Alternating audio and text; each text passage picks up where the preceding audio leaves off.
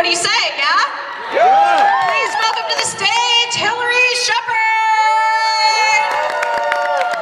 Come on out, Hilary! And Nakia Burrsie! Come on, Nakia! Copon! Sutherland! And last but not least, Steve Cardenas! Come on out, Steve! And then we have a phantom. We got comfy chairs too. Nice. All right, I'm gonna take a nap. Good night. Y'all talk amongst yourselves.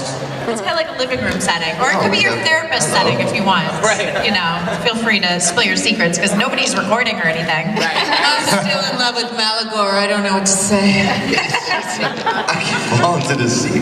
So, I have to ask you guys, this show has been in existence over 2 decades, and yet we're sitting here talking about these characters. What do you think resonates about the show with so many people? Well, I think for me, I was a fan first. I was watching when I was like 10, 11 years old. I went to the movie theater and watched all these guys. I mean, I remember coming out of the theater in Virginia and just kicking it. I guess for me, I felt like I embodied their soul, and I could be a superhero, and it was fun. It wasn't so serious. I related to it as a child. It had good morals. So just it made, there's nothing bad about Power Rangers, you know, like it just makes you feel happy and you smile. Right. And I think, you know, it's like these new Marvel movies we're watching, I think what the indifference between it is like, you know, I listen to fans because you got the Marvel side where they keep the comedic thing going, and DC was doing things so dark at first, so some of the fans were indifferent about that. They're like, I wish it was like more like Guardians of the Galaxy, more fun. So that's the thing. It's like you gotta walk that line the right way where it's not too serious, but serious enough to be a superhero.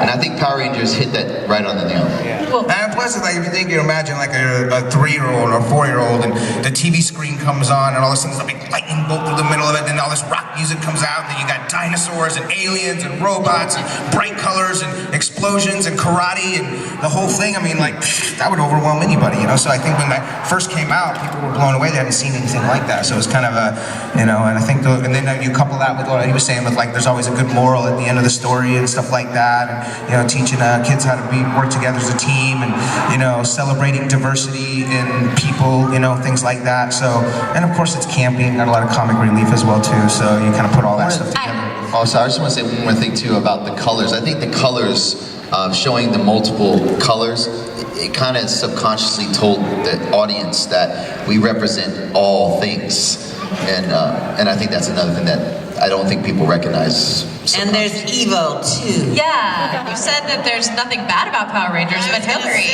I didn't want to interrupt you, but I was in my mind. I was like, nothing bad. The villain you love to hate. That's what's funny. Yeah, how did you create the character? It was the greatest thing. I did the movie first, and there was kind of a sketch, you know, written, but they let me, because they knew I did a lot of comedy improv, they let me improvise and make up my lines and just say whatever came to my head, pretty much. And I had, you know, Elgar and Rygog were in these costumes they couldn't see anyway, and they were always smashing into me, so I would just be able to insult them and smack them to get out of my way. And I would go to the prop guy and say, like, make me a compact that looks like a serpent, and I want to be reading. They didn't use it in the scene, but I had like a Space Aliens Vogue to read. I just wanted to be very, you know, and the mirror, you know, I added all that stuff because I knew that there was a lot of, you know, grown-ups that had to go see the movie too, so I thought, why not make it funny for them too? Absolutely. I mean, and that is pretty rare in scripted film or television where they give you the liberty to improvise your lines. It was so great. I was working, we had one director, and then Shuki Levy was our second director, and we were just on the same wavelength. Like, he was about to tell me to do something, and I would already do it, and he'd be like, I was just thinking that. It was just, you just get on this wavelength, and once you embody the character, it just becomes you, and I'm just naturally evil. Well, I don't think so, but there is something very fun and freeing about putting on that, you know, wardrobe and getting to do and I was pregnant, so I was pissed off. Yeah, evil is like always more fun, you know? Like just, you know, we're always in the guidelines and we have to be wholesome and good and stuff, so, you know, there's only so much we can say or do, and then you guys can go off the rails, you know, so it's more creative, I think. And when you can be Nakia, bad. I think you were going to add something, talking about. And then Well, yeah, I was, but you know, I was just gonna. That's why I put the mic down. I was just gonna say, I feel like the characters are relatable, and that's what I get a lot when fans come to my table. They were able to see themselves as us, and because we're relatable, it encouraged kids to overcome the bullies in their school, or to get into karate, to stand up for themselves. They thought more highly of themselves because of the different PSA announcements that we had, or the different moral lessons that we had inside of the stories. I just felt like our characters were relatable. They saw someone that looked like them that was on television, and they were like, oh my gosh, I can do that. Absolutely. And that's a big shout out to Iris Hampton, who casted, I think, No, Julie you didn't have- Ashton Oh, okay. did ours. Well, I think, you know, to the casting directors, every casting director they had always were able to find that specific light inside all the individual souls. Absolutely. I want to invite you guys to line up in the aisles if you have questions. We're going to have a little bit of a shorter panel because these guys have flights to catch. So if you do have a question, hop on up there now. And while they're getting organized, Catherine, what was the casting process like for you? I actually got cast in Australia, so I wasn't part of what they went through. And the industry there is very different from here, so I knew a lot of the girls that were auditioning and everything. Power Rangers hadn't aired there, so I had no idea what it was, other than I was auditioning for a kids show. So I did a scene and then a martial arts routine, which probably embarrassed myself terribly. I was a dancer, I was not a martial artist, so I had my I'm sure you martial were arts. great. My martial arts friend was like, just do lots of high kicks and like backflip or something. So I had 3 auditions. The final one was with Shuki Levy, who was the producer, and he called me personally like 3 weeks later and said, how do you feel about moving to Hollywood? I was like, oh my God! So yeah, when I got here, I realized very quickly how huge the show was, and it was a little intimidating at that point. Yes, absolutely. And coming in, how was I guess we can ask this to each of you, how was the martial arts training and the stunt training, and what was the process for the choreography of the scenes, and how much you had to train off screen? Our stunt team is phenomenal. A lot of them were the Japanese stunt guys that actually had even worked on the Super Sentai series. So Koichi Sakamoto was our stunt coordinator, and they just worked with us. Like, they were so amazing at knowing what you were capable of doing and creating a style for you. When we did Zio, we didn't do any of the stunts. That was all second unit. They started to introduce, civilian clothes fight scenes again in Turbo, but they really made us look a lot better than we were. The boys are all amazing. This one. Yeah. Yes. Steve, why don't you talk a little bit about? Well, you know what is different for me, because I've been doing martial arts since I was 12 years old, and when I went to the audition for Power Rangers, I had never done any acting before in my life, and had no aspirations to do anything like that either. I just heard about an audition on the radio that they were looking for martial artists and gymnasts, and I was both, so I decided to just go try out for it. I went to a little open, what they call a cattle call, and there was like 5,000 people in the parking lot of the TV station in Dallas, and I just went and tried out for it, never dreaming that they'd call me back. But I think they hired me solely because I knew how to do martial arts, and they hired an acting coach for me later, So yeah, the martial arts side of it for me was easy, and they gave me a lot of like creative, license to do whatever I wanted, and I was already familiar with how to do fight choreography stuff because we used to do that in our martial arts training all the time. So that part was easy for me. It was the acting part that was difficult. It took me a little while to get comfortable in my own skin with that. But then you loved him, didn't you? Yay! I think the big thing to take into mind too is, as a real martial artist, he'll probably back me up on this, is like some of the more direct approaches that you take to defend yourself in real life isn't what you do when you're doing a fight scene in a TV show or movie.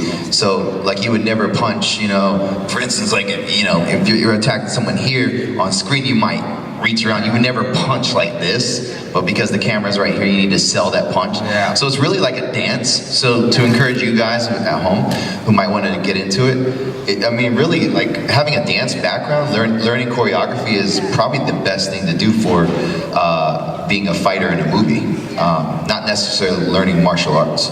Or you can just be evil and have minions and yell a lot. That works too, right?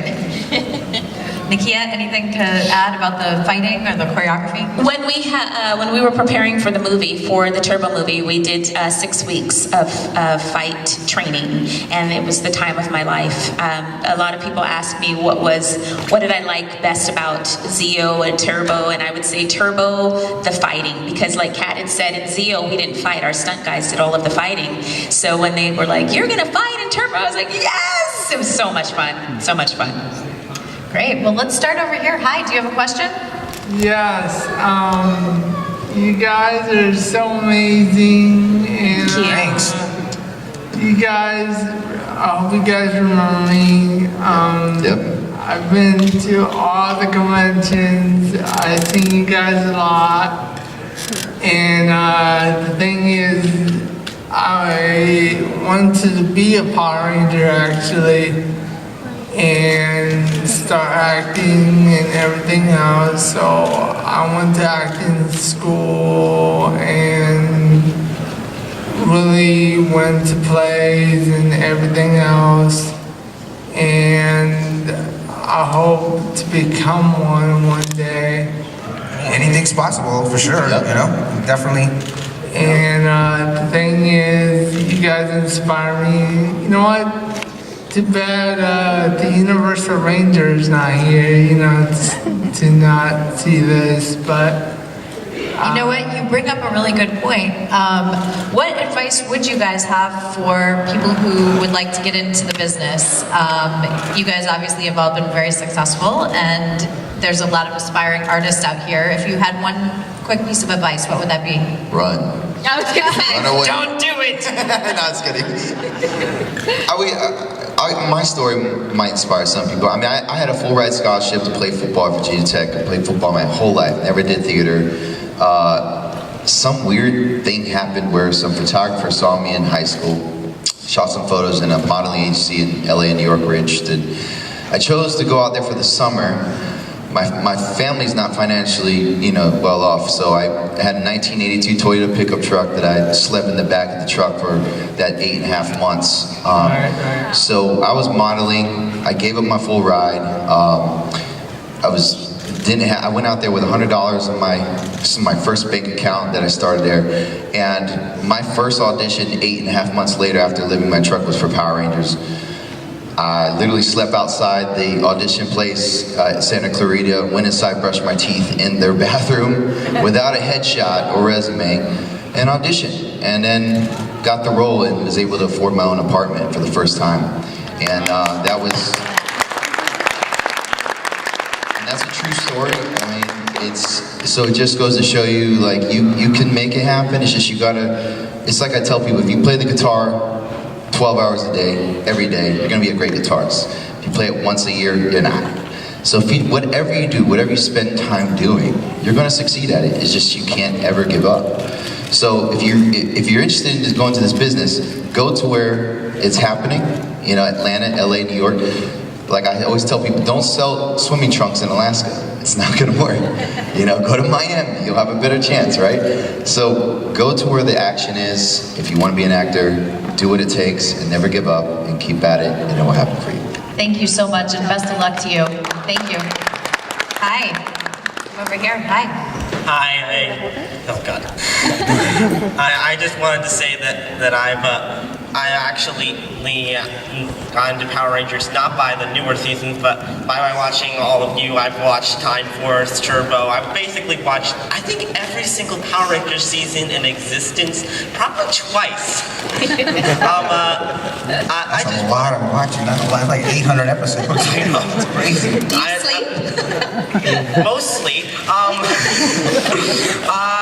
I would just I've been thinking about my question for like hours on it, and I just decided to just go with a simple question on for everyone. How much do you relate to your characters on your respective shows? Yeah, that's a good question. I think they kind of, because like I said before, I had never had any acting experience, they kind of based my character around my personality, so they kind of observed me for a little while, and then they made my character very much like I was, I think, so, until I was able to get more comfortable with the acting part of it. Yeah, and they also would see what skills we had, what interests we had. So I was a dancer, so they made Kat a ballerina. I did not ski, but I was an amazing skier. Sing, they had us sing, Nakia and I both sang, Karen sang. So they would try and kind of adapt a little bit of your personality into the character for sure. If you guys know me, I smile all the time, but Lucas was not allowed to smile until the Bodyguard in Blue episode with the little kid. So it was just weird. Every time I'd smile in the scene, they'd be like, Koichi would be like, Michael, stop smiling. Serious. I'm like, okay. and I talk a lot. Obviously, I'm interrupting everyone. But Lucas on the show had no lines. Like, it was like, Jen would be like, I think we need to go over here, and Wes would be like, yes, I think we need to go too, and Kitty would be like, oh my god, but what if? And Tripp would be like, it's okay, I'm reading minds, and I'd be like, yeah. So I was kind of like the Groot of the show. So it was really hard to contain my energy, but hey, it's like, it was good acting, I guess. Nakia? Like they were saying that our characters were based upon, well, mine was as well. I remember the producers coming to me in my dressing room and asking me just questions about myself. And so some of the, like, Rangers in the outfield was based off of what I used to play baseball with the boys. I was a complete tomboy. And so I was the pitcher when I played baseball. I played shortstop, second base, and pitcher. And so they formed that episode off of, my actual life. And then when I was getting a record deal, I sang. So yeah, most of our characters were based off of who we are. And I enjoy giant guys in lava. I really like them, so they wrote my fiance. And also, I'm really vain, so that was good. I like to collect treasure, which is true. My daughters call me the magpie. I do have treasure chests in my dressing room at home, and we're in my closet. I like shiny objects, and love to wear corsets. Let's see. Love eels. I had a pet eel. So you were obviously the most like your character. Pretty much. Yeah, pretty much. They pretty much based it on me. I was like, they wanted, a Hilary Shepard type. Right. That's what it said. So That's amazing. Thank you. That was a great question. Thank Good you. job. Yeah. Hi. Hi. Sorry. Let's see how this goes. So meeting you guys, just thank you for my childhood. I'm honestly more nervous standing and talking to you guys than doing my own job.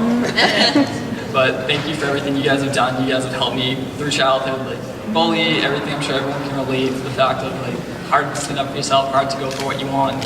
You guys, I've followed it through and through. Getting to watch you guys just helped me out a lot. So thank you for that. It's helped me grow as a person, and I still appreciate what you've done.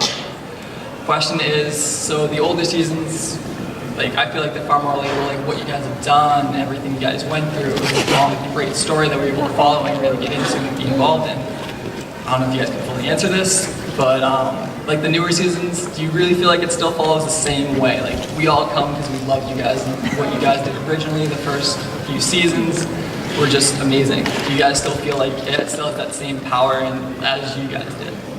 I actually haven't watched any of the newer ones, sorry. Me neither. You gotta help me answer my question. I'm in between them, so I'll answer for them because I was a fan first. I don't think it does to the extent, only because I don't think they can.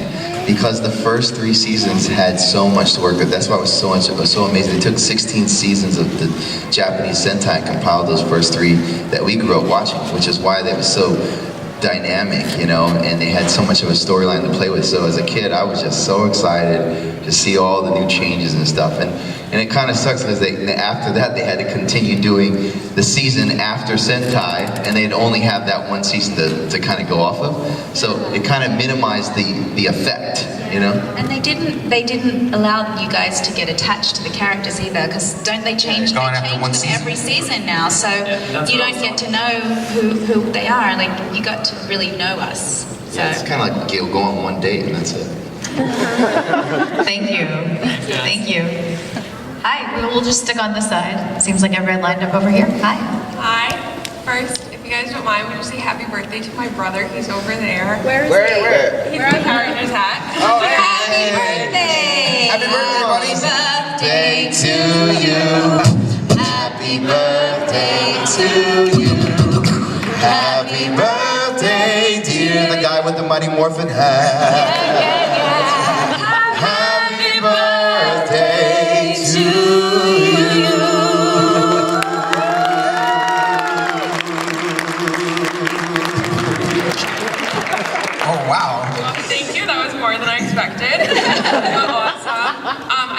too similar to the last question, but I don't know if any of y'all saw the new movie, and what were your thoughts? Do you think it stuck to like what the Power Rangers stood for? Because I think, personally, I thought, you know, it's had the bullying aspect and like the teenage drama that goes with being a Power Ranger. I just want to see your thoughts on it. It was like Breakfast Club meets Power Rangers. I loved the whole like detention thing. I loved that they had Rita and Zordon. Like you got to. I'd love them to do a prequel so you could see how when they were Rangers. I loved that part, and I thought the actors were fantastic. RJ was my favorite, the Blue Ranger. He was awesome. He was really good. He was so good. But I loved it. I thought they did a great job. I liked the movie a lot. My only issue was I felt like the action, the fighting, it just took too long. Yeah. And it was very, very quick. It was like the last 15 minutes and then that was it. Yeah. I liked the character development, but I really would have liked to see more fighting throughout. I'm a huge fan of like Marvel films too, like Guardians of the Galaxy. I think they really are parallel to Power Rangers' energy. I really think that Lionsgate should have kind of like leaned more towards like keeping more of that what RJ had in every character, because when you watch even the new Thor movie, everyone's just funny and it keeps you just on your toes of like, wow, this is an incredible fun movie. And I think that's what it missed the most in my opinion. I think they try to go too like serious and dark with it and touch on political issues that I think that some kids aren't ready to understand that, you know what I mean? The reason why, you know, thank you, I mean, it's the reason why they put us in the same outfit like Duck is because you don't want to confuse a kid too much. Give them like minimal things so they can focus on other things. So I think that's where they lacked, you know, in terms of the direction. If I were to direct it, I would have took it more that Guardians of the Galaxy realm and then kept it more lighthearted. Thank you. Thank you so much. Did you say Thor was ugly? Yeah, Thor was. Oh, I thought you said Thor. I was like, are you blind? Loki, give me the hammer. Oh my gosh. Yeah. Zord was a little weird, actually. I agree on that one. Zord was a little. Okay, we'll take your question, and nobody else hop in line since we do have to end early. We want to make sure we can get to all of you guys. So go ahead. Hi. I just want to say I've been a Power Rangers fan from the very beginning, and I want to thank you all for making my childhood great. I always had something to look forward to watching after school and then Saturday during morning, and having something to look forward to getting for my birthday and Christmas. My birthday is in December. Happy birthday to You didn't have We don't have time, we don't have time. And I'm out. Okay, and so I personally thank you all for making my childhood great, and I'm glad Power Rangers franchise is still going. I do hope that Bandai will make more legacy versions of Megazords. The Megazords are my favorite part of Power Rangers, and I hope there will be more Power Ranger movies, which means more awesome Megazord toys. Yeah, we all hope there'll be more, yeah. What's your question, buddy? Do you have a question? Yes. Oh, wait, but first, I have met all four of you, but I haven't met Hilary for this is my first time meeting you. So it's a pleasure to meet you. Likely story. You saved the best for Very last. nice to meet you too. Okay, well, I just want to say I've been really thinking hard about what question to ask, and I want to make sure it's something that you've never really heard before. So my question is for the cast of Power Rangers Zeo. Do you, during, there has been many episodes where you wore costumes, and well, I thought in case you might not remember, I written it down. In a variation of the Ranger Snatchers, Tanya, you wore a yellow toga, Kat, you wore a pink toga, Rocky, you wore a blue toga and a superhero sidekick, and in episode 23, you came from Angel Grove. Tanya was a vampire, Rocky was a werewolf, Tanya was Bride of Frankenstein. Let's do the synopsis. What's the question? Okay, I'm sorry. I'm sorry. It's okay. It's my bad. We just want to make sure we get to everybody, that's all. Okay, yeah. Let's just stick with the horror episode where Adam had that nightmare. You guys were different monsters. Tanya, you were Bride of Frankenstein, and Catherine, you were a witch, and Rocky, A werewolf. Yeah. A werewolf. Yeah. Okay. That was probably one of my favorite episodes. We give a good character, makeup, and and they had to give me a crappy British accent. Well, my question is, did you like being those characters, or would you prefer being something else? And do you like horror movies and Halloween? Did you like, what your characters got to do in that Halloween episode? And Right. Yeah. No, I liked it. Like I said, it was probably like one of my favorite episodes to do, actually. We liked it anytime we didn't have to just wear a color. We were always in pink or yellow or whatever. So it was always fun to do something a little different.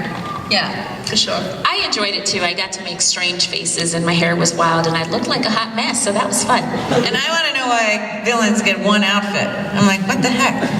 yes, you were so other glamorous, outfits. but you needed some changes. Yeah. You Why rocked have it changes? though, Hill. They wanted to see that body of yours. Well, I could wear other outfits. Yes, thank you. That Thank was a you great so much for your question. Yeah, thank you. And thank you for your answer. And just one last thing I want to say: Power Rangers forever! Thank you. Okay, we have 5 minutes left. I'm sure we can get these 3 questions in. Let's go for it. Okay, I have a statement and a question. I'll make this real fast. First of all, I love all your series, up to Turbo, everything. I think around that time I was in high school, so kind of didn't watch Power Rangers as much, but you inspired me to do martial arts at that time, and it was great. My question is, up to now, I know there's been talks about you guys doing like movies together and everything. I just want to know, what is the status of that? Are you guys still trying to like make a movie together? Are you talking about whether it's Power Rangers or not even Power Rangers? Are you talking about the order, the one that was crowdfunded? Yes. Because I haven't heard anything about it for a while, so I just wanted to know what the status quick is. update. Karen puts updates on the Indiegogo, so if you can check that out, because she said she does that at least I think once a month or something. But yeah, we were pushed back, so hopefully in 2018 it'll happen, God willing. Okay. Yeah. Great. Thank you. Thank you. Check out the page for updates. All right. Awesome. Thank you. Thank you. Hi, how are you? I'm good. My name is Natalia, and I just have a question about all of the with the one with the DV talks in it too. The Turbo. Yeah.